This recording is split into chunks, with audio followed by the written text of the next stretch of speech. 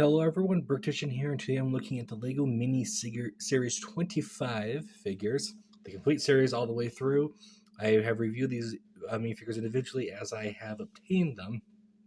So today I'm going to go through and just do the big round where I show them all off and give them kind of new thoughts and things like that. I even watch my old ones again to see what I said during those ones. And I'm going to be grabbing them at random for this review, so no particular order. First off, here we have the Triceratops costume guy. Got pretty basic printing on the front, got printing on the tail, got some printing that goes onto the shoulders, and those are actually really well done, where they go all the way up there. Got a good mold for the Triceratops head there. Do have an alternative face, and yeah, pretty solid figure overall. I'm just not the biggest fan of these particular costumes, but one costume I am a big fan of actually is the train costume because I really like trains. Got 25 here up front because of there's a 25th minifigure series going around. The front and the back wheels are separate. The middle one is molded on with them. I don't like how the smoke has to come forward, but it has to make with the minifigure. Kind of implies that the kid poked his own eye out with the smoke there.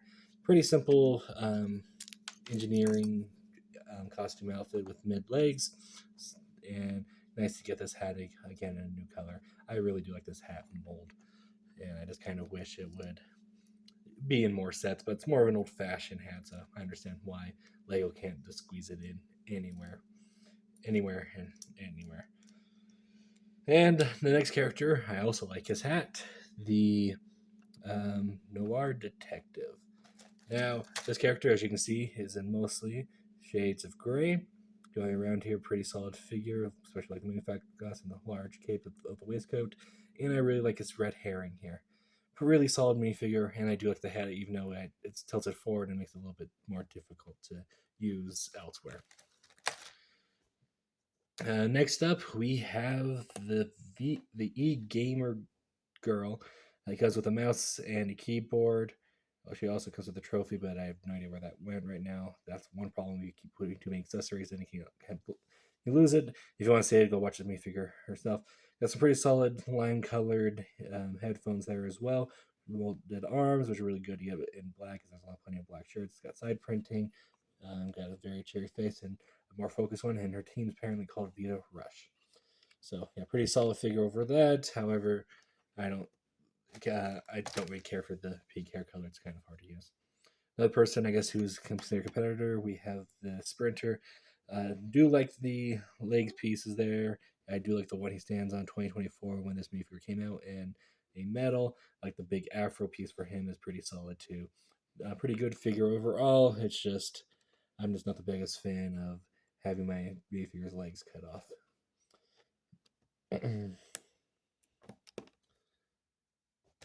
Next up here, we have the Gromor.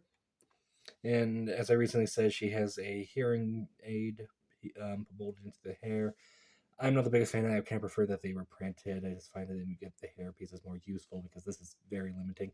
I can only use this hair piece in a modern day. I can't put it in medieval times, and it kind of seems like it's a modern thing for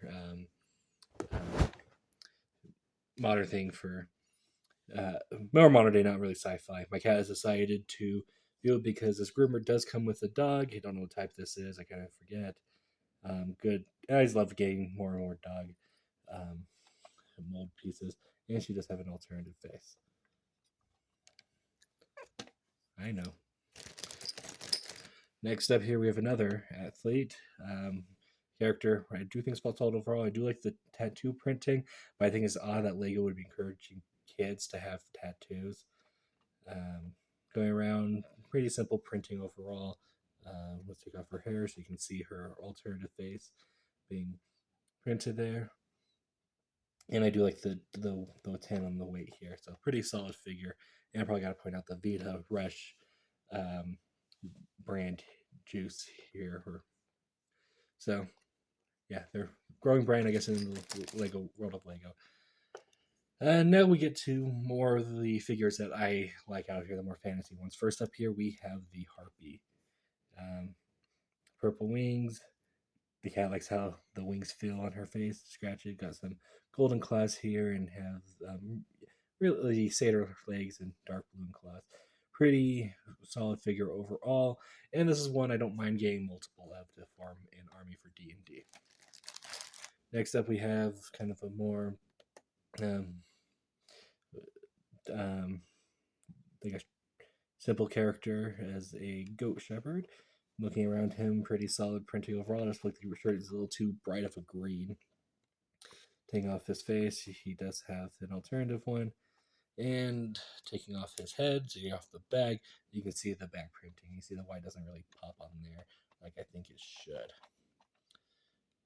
Pretty solid figure overall, but the highlight of this figure, of course, is the return of the goat.